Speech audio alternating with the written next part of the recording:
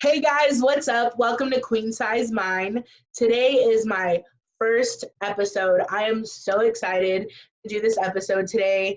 There's not much to say, but to go ahead and dive right into this, I have with me a very, very special guest. This guest is an award-winning filmmaker. She has taken part in films such as The Words, Margin Call, and I have to read this, and Kill Your Darling, starring Daniel Radcliffe. And she is also most recently known for her article, You Have the Right to Take Up Space, A Guide to Flying While Fat. This article talks about breaking stereotypes and just kind of her experiences while flying.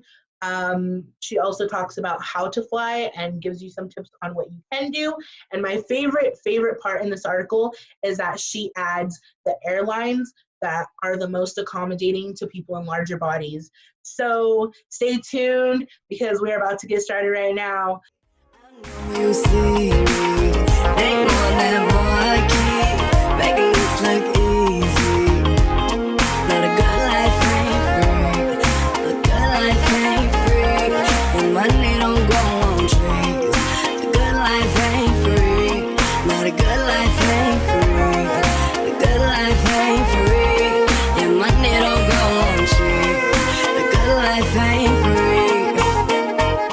Hi, Jackie.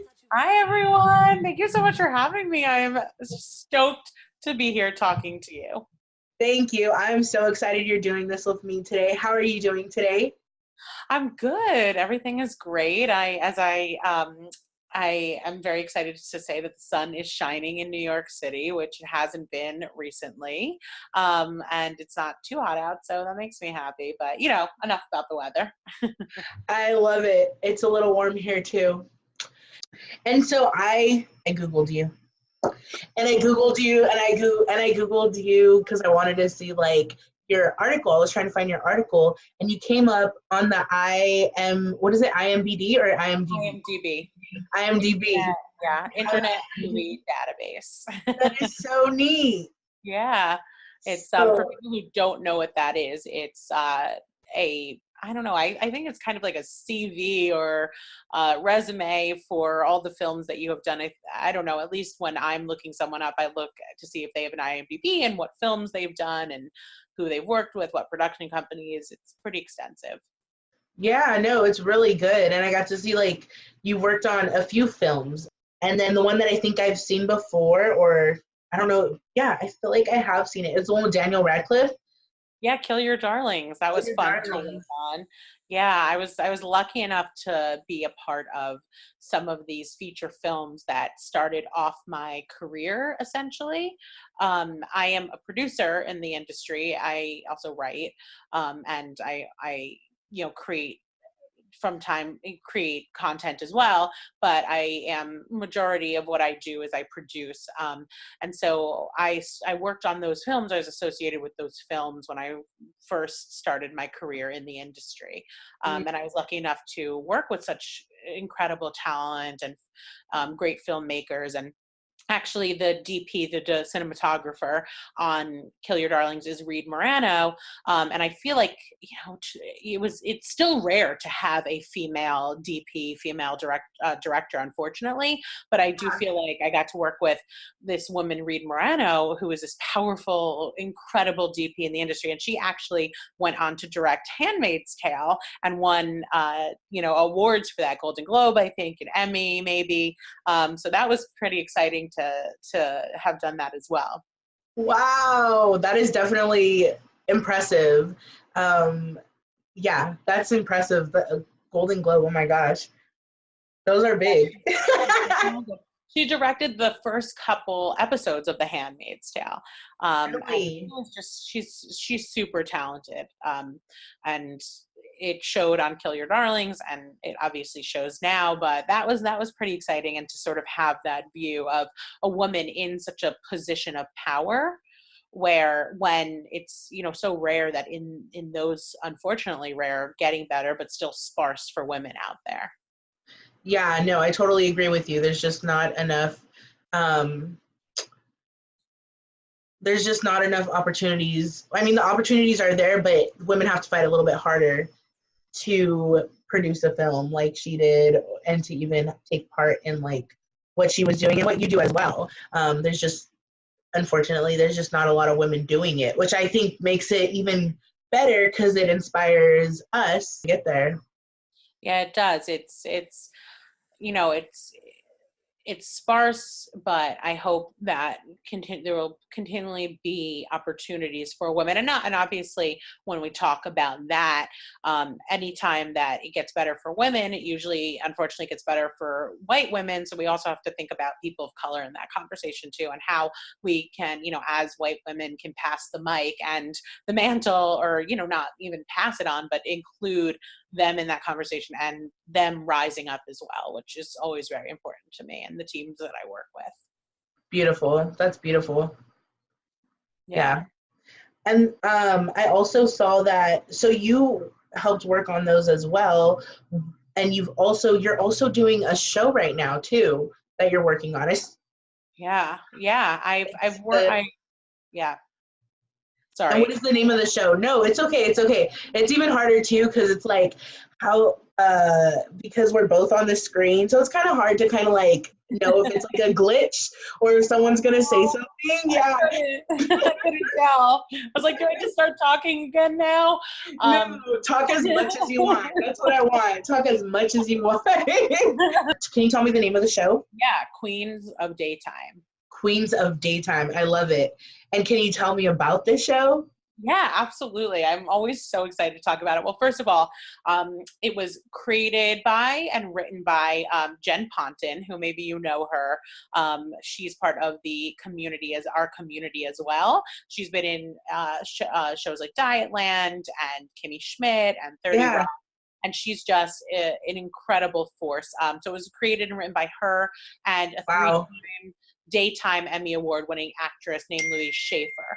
And the story, I think, is pretty incredible because it's a true untold story about how women in the 1950s were actually writing and directing and producing soap operas, because men in the industry basically said, we don't want to pay men so much for these stupid little soapers, so let's hire women.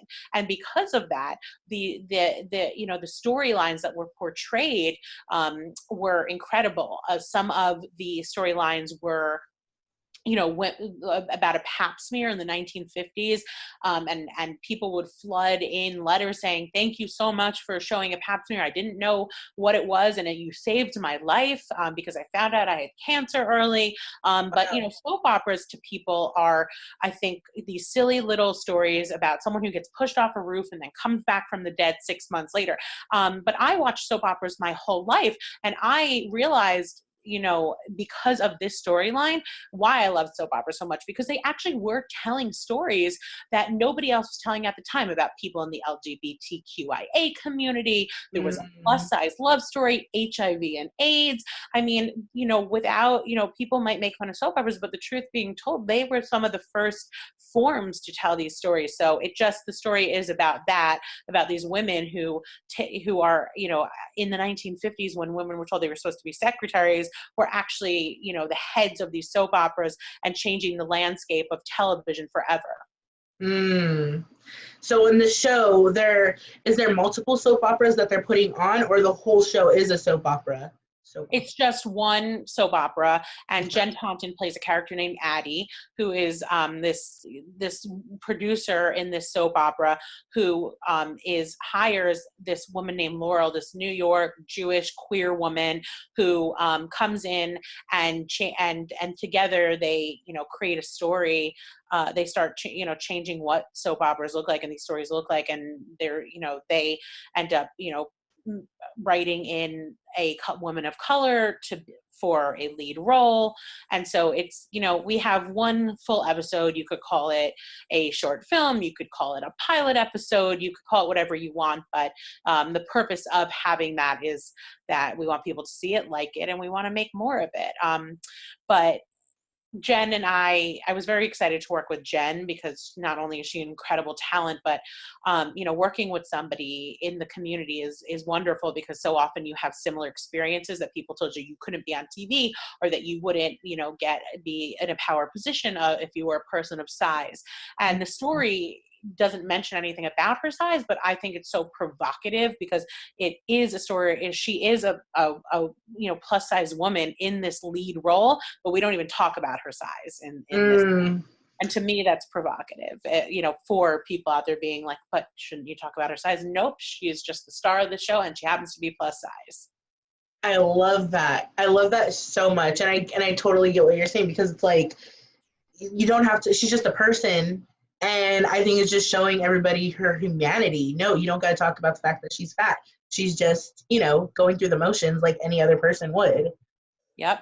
And I think there's something so beautiful about that. Obviously, I am a lover of any show that does talk about the plus size experience, but I also think that there needs to be shows out there that just put people in these positions. And it was nice. She was leading this as a plus size woman, and I was producing this as a plus size woman. And it came sort of full circle to say, hey, our whole lives were told that we had to look a certain way in order to be standing where we are. Yet, hell, we are standing right here and nobody can do anything about it. So it was very meta within the story too, for these women who were told that they'd be nothing but secretaries or working or at home preparing dinner for their husbands, which again, there's nothing wrong with either of those scenarios, but women then weren't given a choice. Exactly. Dead uterus. I mean, God forbid. No, you can't even say the word cancer on network. So they actually ran that story? From test to treatment to a cure. And they got away with it. Because a better light is just a soap. For the little ladies. Run by the little ladies. Wow.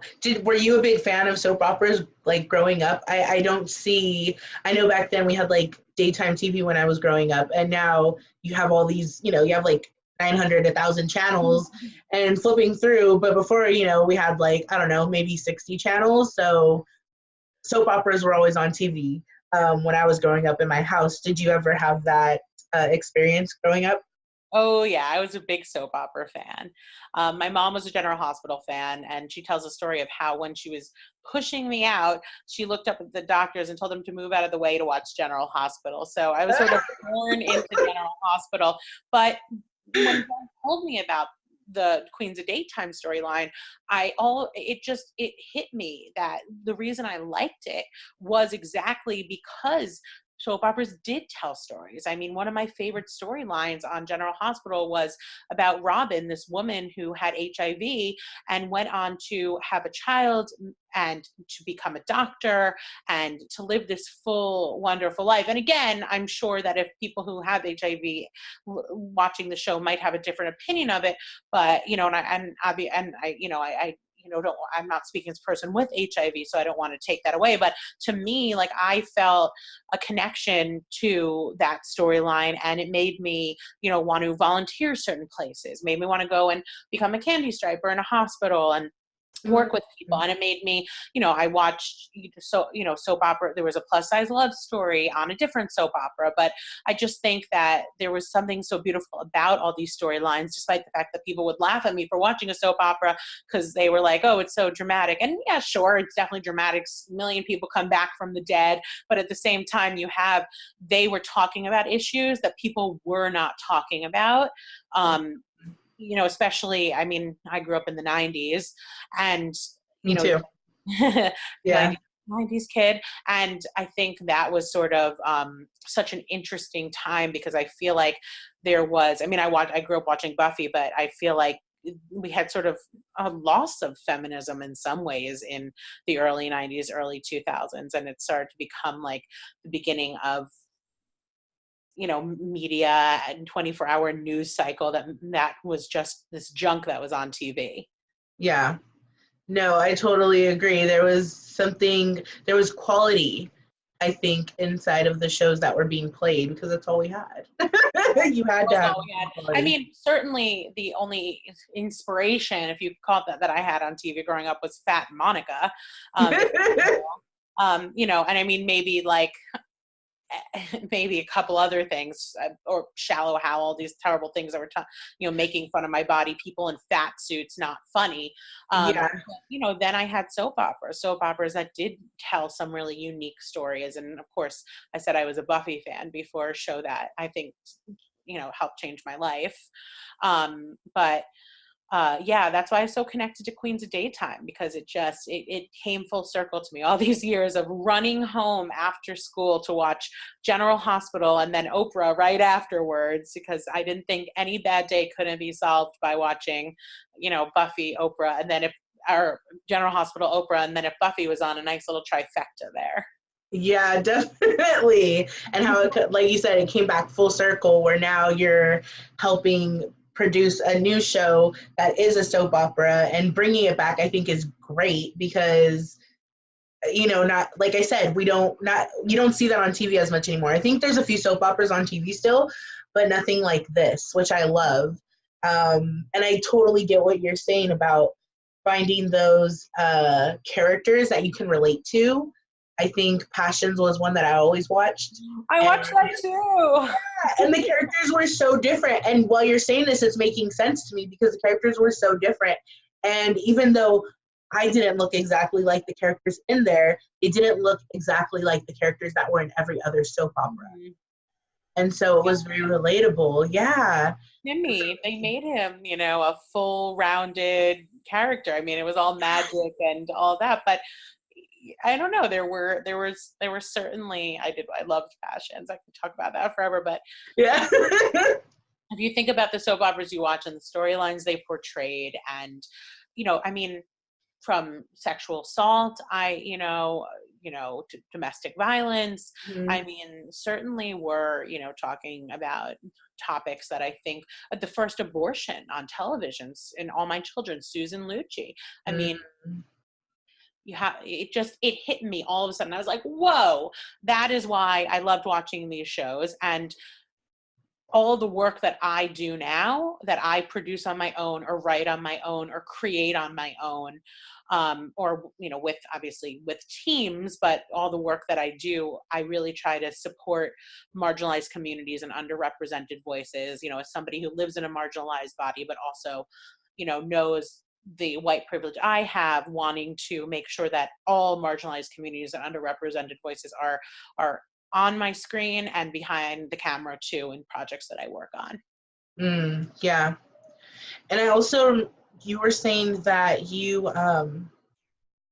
that it made you want to be a candy striper one day because you saw it through the soap opera. Were you always that type of person to just kind of know what you wanted as a kid and maybe go after it? Or did that kind of develop as you got older? Oh, that's a good question. I think in a way I always knew I was a creative person who liked to write and tell stories.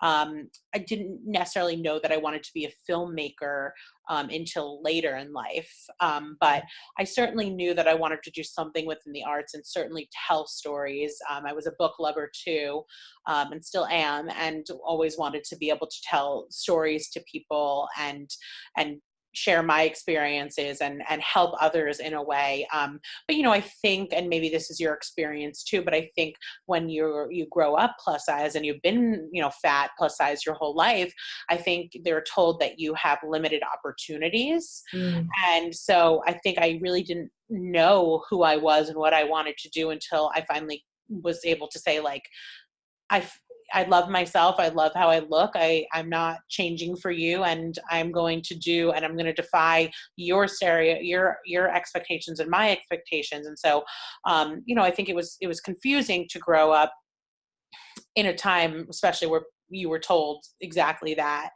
and finally ended up then figuring out what I wanted to do. But I knew I was always standing on my soapbox, if you will, growing up and talking about issues I felt passionate about, at least.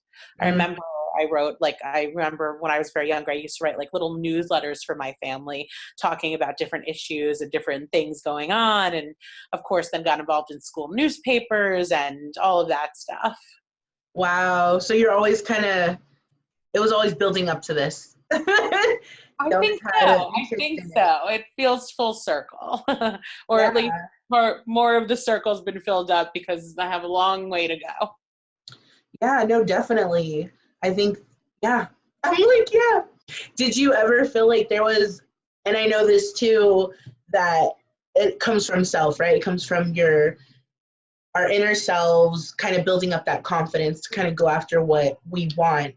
Was there anybody though that, oh, sorry, the ice cream truck is going by right now. And I was saying, I know for, us in larger bodies, it's all about inner self-confidence. Like we're trying to build that self-confidence to know what we want out of life. But was there anybody that happened to inspire you as you were coming into that thought of this is what I want to do, or this is what I'm going to go after? Was there anybody that inspired you to do that? Yeah, I think so many people. I mean, there were various people when I was younger. By the way, I'm impressed that you went right back to that question. That's a good one. But it's true. I was like, I would not have remembered that. So that was good. Yeah, I mean, there are bits and pieces. Like I remember when I was younger, Cameron Manheim won an Emmy, if you remember who she was. I believe she was on Ally McBeal and some other shows. Yeah. Mm-hmm. And she got up when she won an Emmy and she held up the award and go, "This is for all the fat girls." And I remember always just feeling inspired by that and hoping that I would win an award one day and be able to get up there and be like, "Cameron Manheim, I'm going to repeat what you said, and this is for all the fat girls." I love it. But I certainly, for people who made me feel better about myself or made me be able to build self-confidence, or I mean, I think I was getting ready and I was getting there. I would say Roxane Gay is definitely one of my inspirations. Author Roxane Gay, Lindy West, obviously, who's one of who the show Shrill was based off of. And then, of course, I have to say Tess Holliday, someone who also was such an inspiration and still is somebody who's so unapologetically herself and so open about her, about her body and mental health. And I think, I can name so many, but those are definitely three people who sort of inspired me to start to learn to love myself and appreciate my body and not be afraid to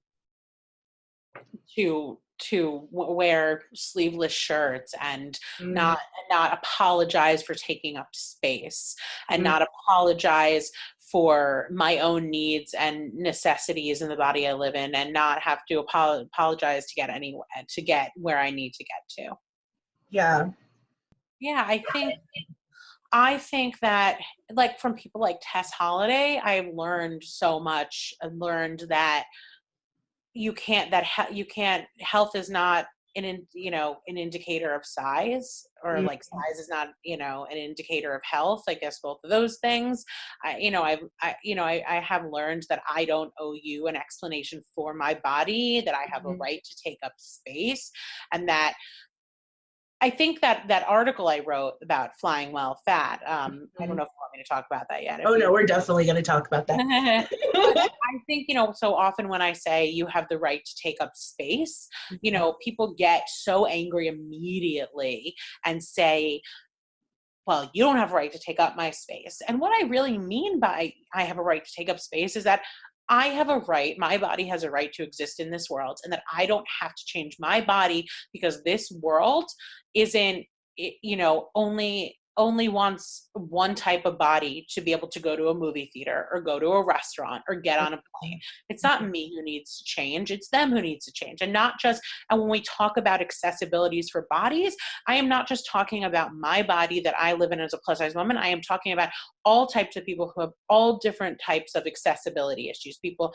who have, any type of disabilities, wheelchairs or anything else that, this world needs to be made better. They have a right to take up space. We have a right to take up space. And it doesn't mean I want to take up your space. It just means the world needs to change to accommodate different bodies.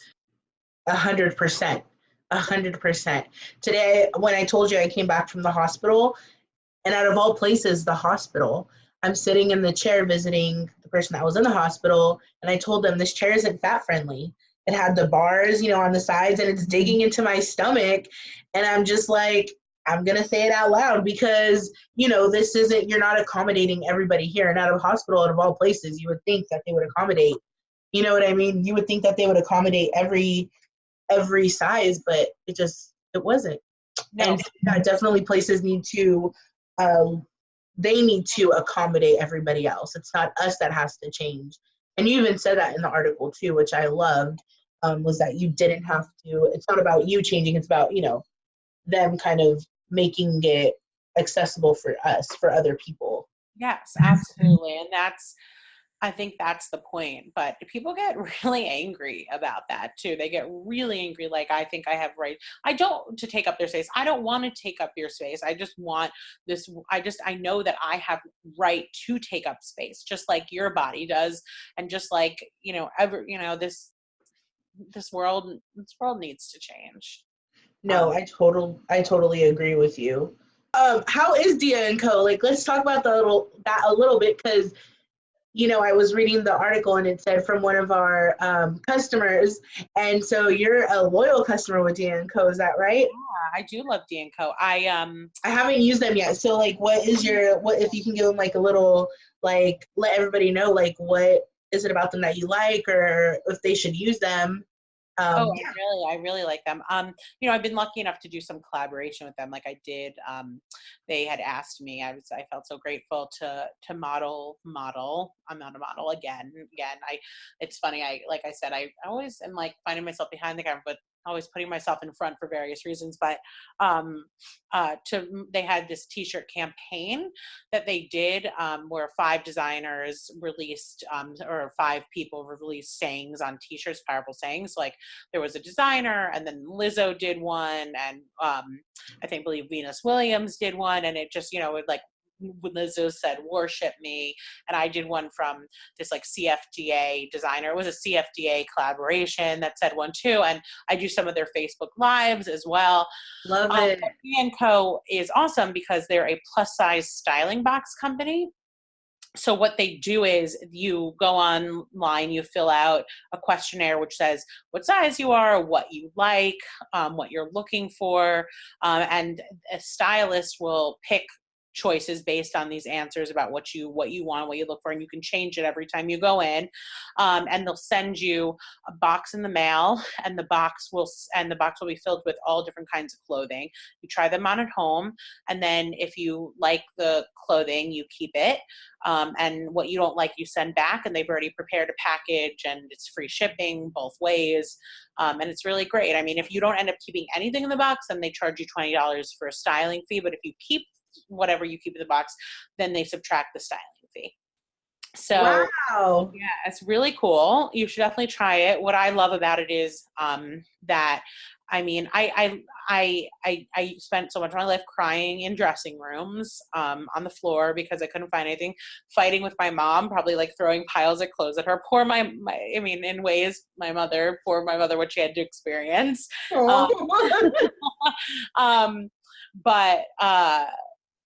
But yeah, it's really cool. So I actually have to send what I don't want from that box tomorrow. But right now I'm definitely sporting the jacket from Dia & Co. You probably can't see it because it's. I can see the buttons though. It looks cute just from the top. Can you like raise it up a little bit? Is it like buttoned down or is it? No, it's like stretchy, dark jean material. Yeah, I love that. And I love how I was able to like sort of cuff the sleeves here. Mm-hmm. And I've now worn it for the past 2 days because I really just like it. I can wear that with my top. Can I borrow it? Yes, of course you can borrow it. Or Dia can send you one too. True. You're like, I'm keeping this one. I am keeping this one. No, but they're also just like a very inclusive brand. They have. So I remember when they first started, that they had obviously sizes for everyone, but less extensive sizing. Now they have just so many options in so many different sizes, and obviously, that for any body type, like a 26, sometimes I could fit into like a size 26 pant. Sometimes I'll fit into a size 30 pant. Like it really just depends on the type of what you're pants. wearing. But, I think that their options are so great. I just think, that yeah, and the everyday wear, I think that they really excel in. Sort of like anytime I'm looking for just stuff I could wear to work, and then wear it out on a weekend at the same time too. That they have so many great options. Highly recommend them. But obviously, I have my favorite plus size brands and companies. Oh, well, then we're definitely gonna try out Dia & Co for sure, and you'll definitely have to share some of those brands with us so everybody can know, because they're really good. I mean, because those are always really good to know, any type of brands. Are they like well-known brands, or are they like the small business brands? I think they're a mix of both. Like this is Molly and Isadora, and I think they have like a couple other things from them. They're Molly and Isadora is what they are. Sorry, it was a little dark for a second. I think I have a pair of jeans from them for sure, as well. D & Co tends to do a lot of collaborations too, like Girl with Kurt. Is it Girl with Curves? I can't remember, but she's a big influencer, and she did like a collaboration with them, and I'm like obsessed with her jeans. I mean, I never thought in my life that I would wear jeans, and then Dia & Co happened, and I wear so many jeans. They now have like a campaign for jeans, but I think the brands, at least that work for me, that I really like, that I think cater to like plus size, people who are, anywhere 20 to 30 or above. I mean, I love Prem, obviously. They do a great job with the sizing. I love Universal Standard. I think they have so many options as well. I still stick to some of the basics. Like I still like Torrid.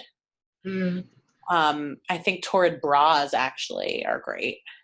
Yeah, I love that they make the bralettes, which those are so like comfortable. Bras. Yeah, I wear that all the time. Yeah, I love that they make those, because they go all the way up to like what, a 6 or a 5. Yeah, 6X. I wear like a 3 or a 4 in those. Most of the time 4, 3 if it's gonna fit like under clothes, 4 if it's gonna be outside of my clothes.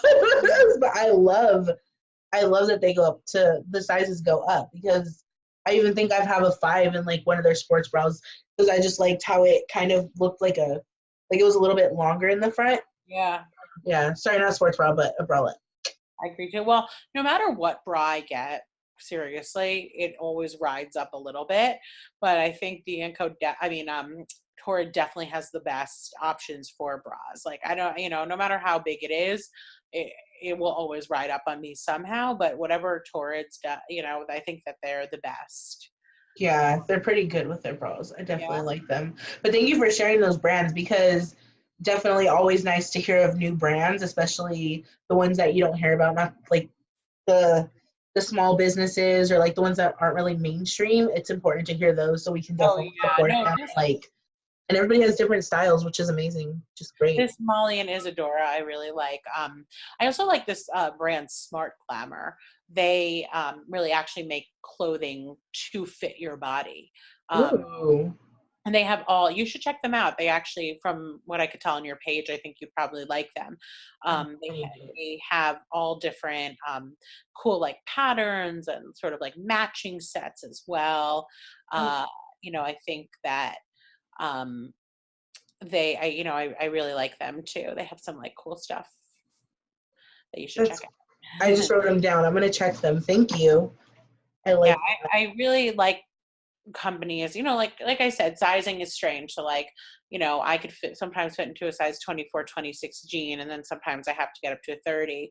But, I definitely mix my brands. Like, Torrid, I definitely still go to for a lot of basics, like, leggings I also like from them, and,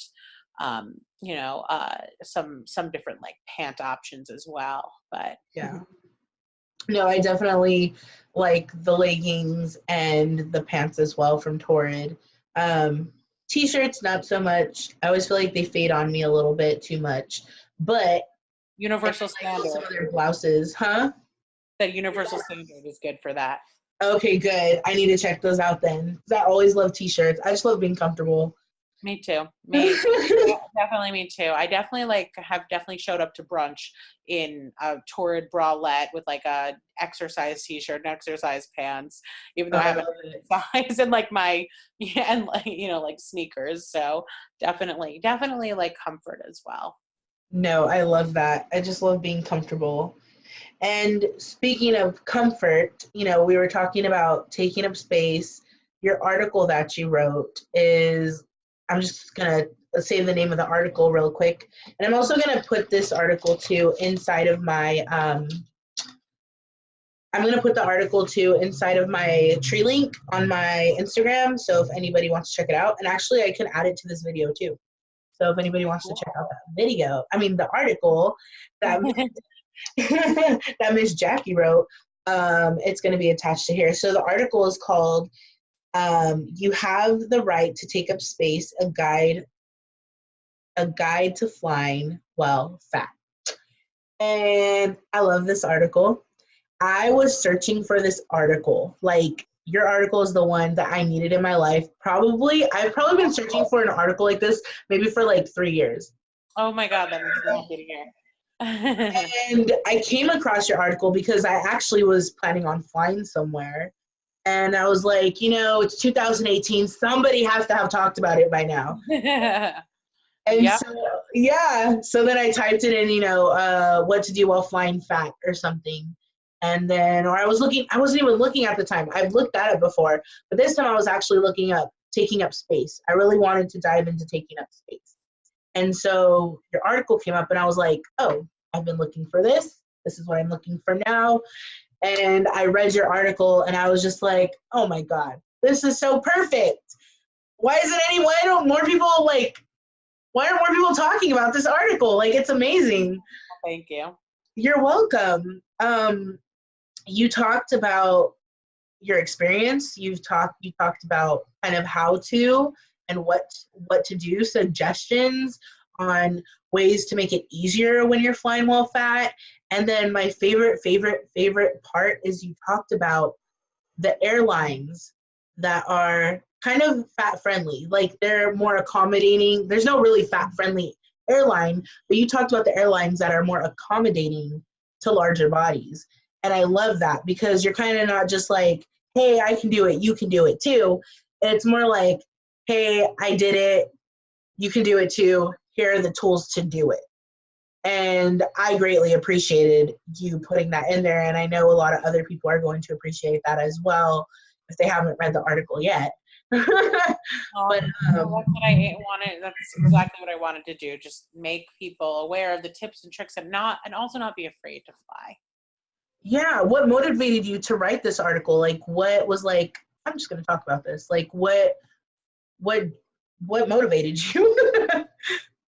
Well, Dia and Co has this blog, and I think I had been trying to figure out what I wanted to write for them for a while.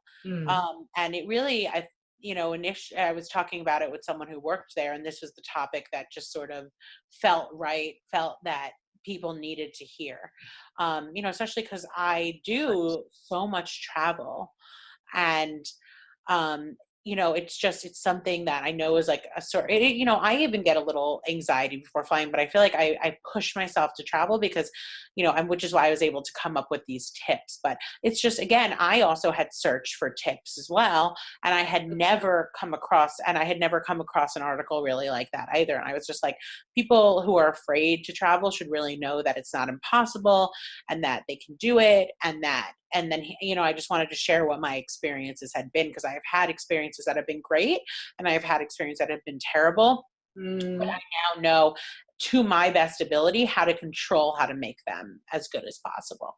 So I just wanted to lay sort of all those options out there and and I have flown basically every airline, at least ones throughout America, the ones that everyone think mostly travels, and was able to and I found out, easily which ones were the best ones. I mean, even when I just flew to a film festival, to Sundance, on Delta, again, I just feel like Delta is one of the better airlines out there. I didn't know about this, but they recently just put in a policy in Delta where you don't even have to go up to somebody and tell them you want to board early. You can just walk up when they announce like people who feel like they need to board early get on, and you can just walk without even any question now. And I think that's such a beautiful thing that they're taking away the shame. Yeah, that's beautiful.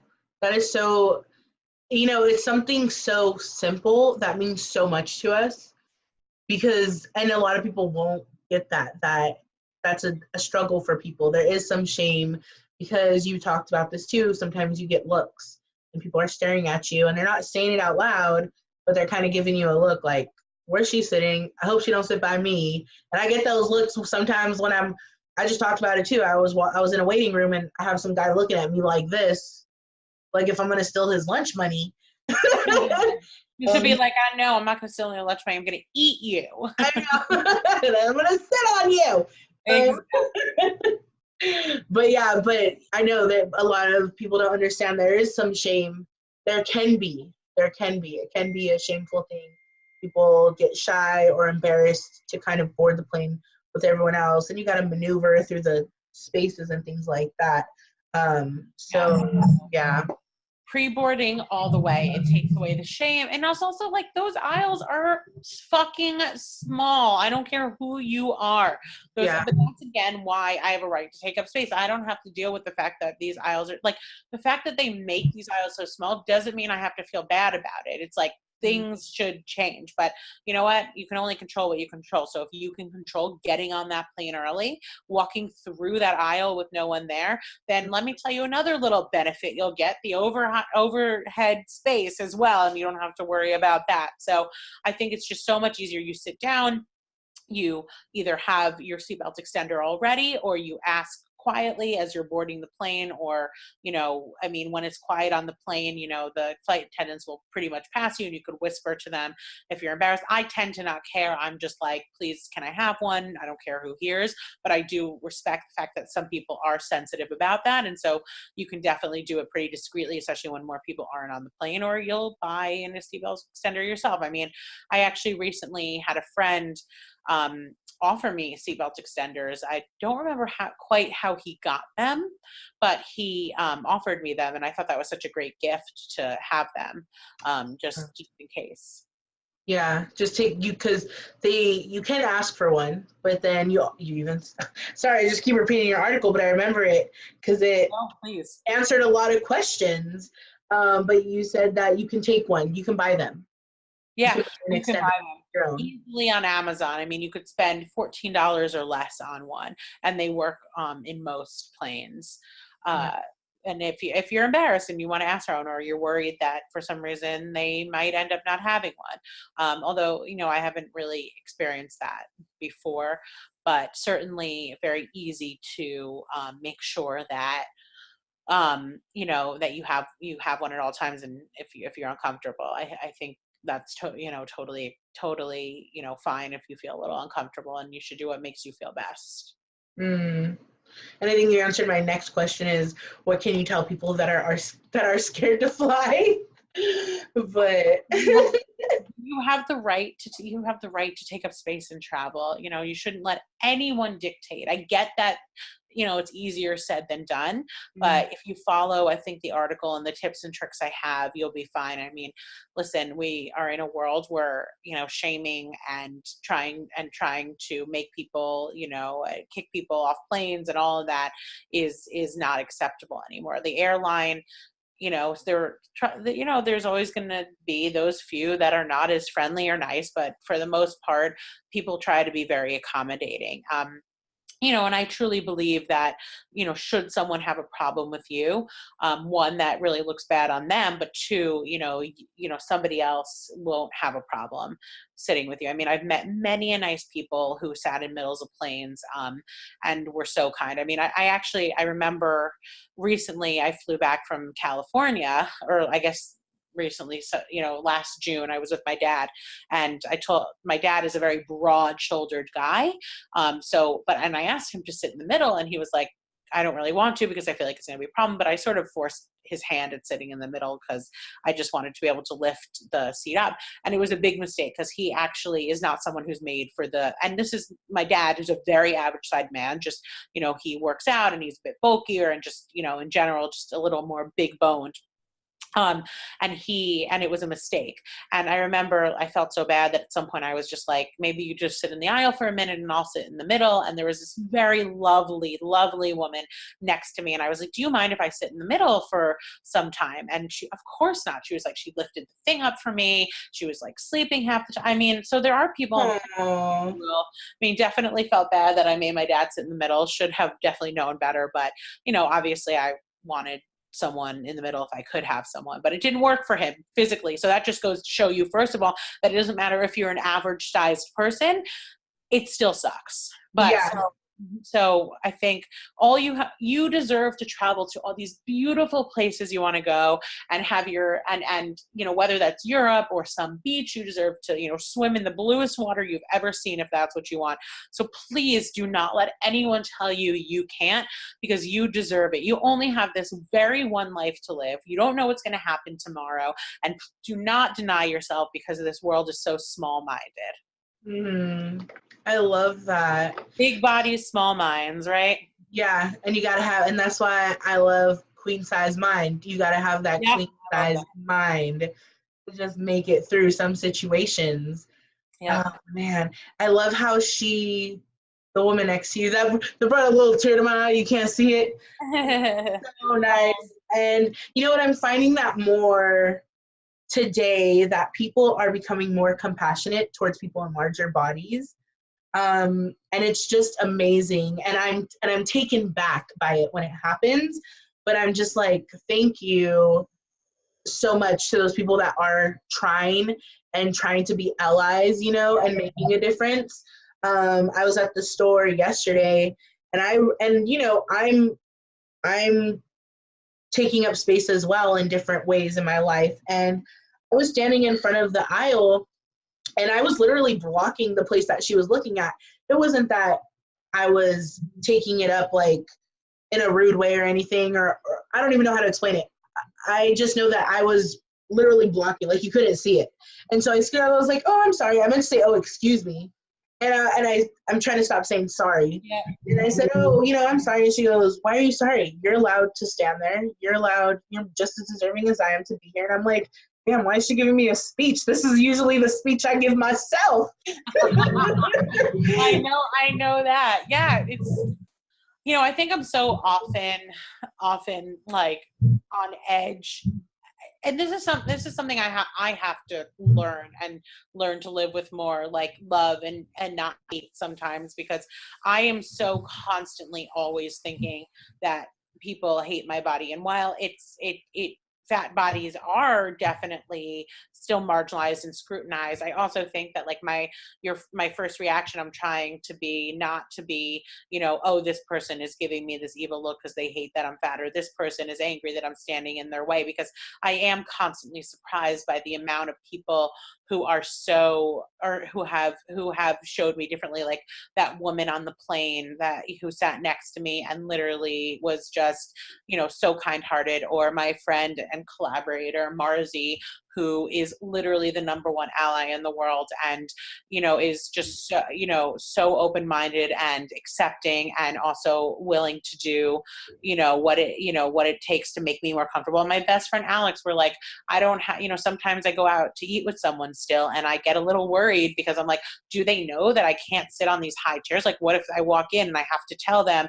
I had a meeting one time where no, this person wouldn't have even thought a second about it. And I was sitting on these high chairs, but not only were the chairs high, but they were one of those like chairs, those high chairs that had the edges kind of bend in, if that makes sense, or like the ends of the chair bend in. Oh yeah, they're like, oh God, those are the worst. Yes. I can't even fit my ass in here. Yeah. I was like, my ass won't fit in here. And it's just like your butt is floating, like where it dipped. Your butt is on top of the dip. Like there's nothing in that dip.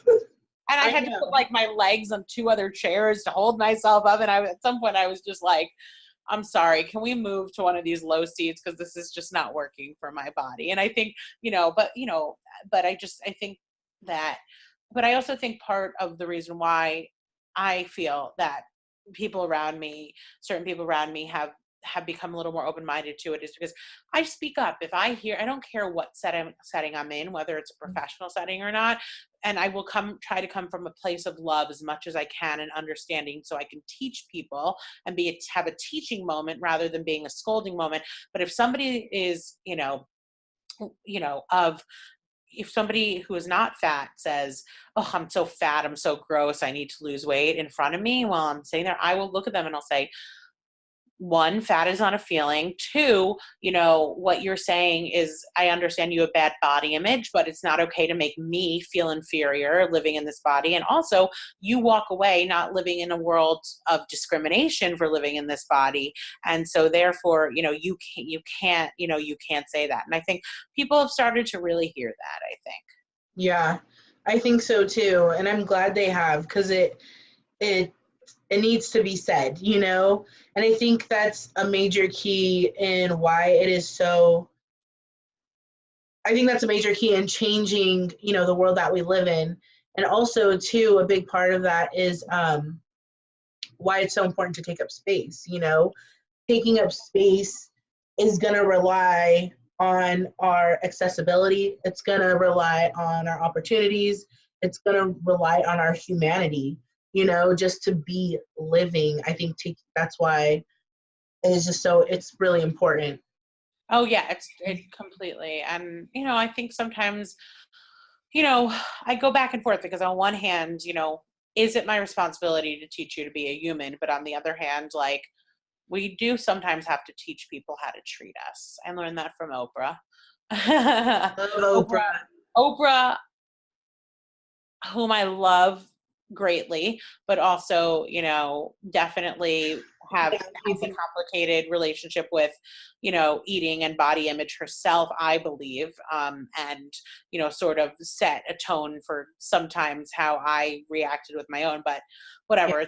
But the truth is Oprah is just such an amazing human in so many other ways that, I just always sort of hoped for her that she has grown to have a deep love for her body.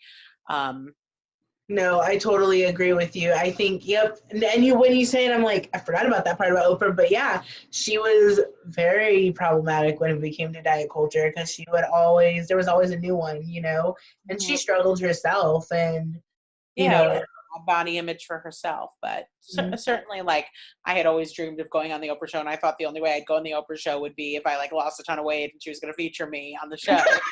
I thought that was it. I agree.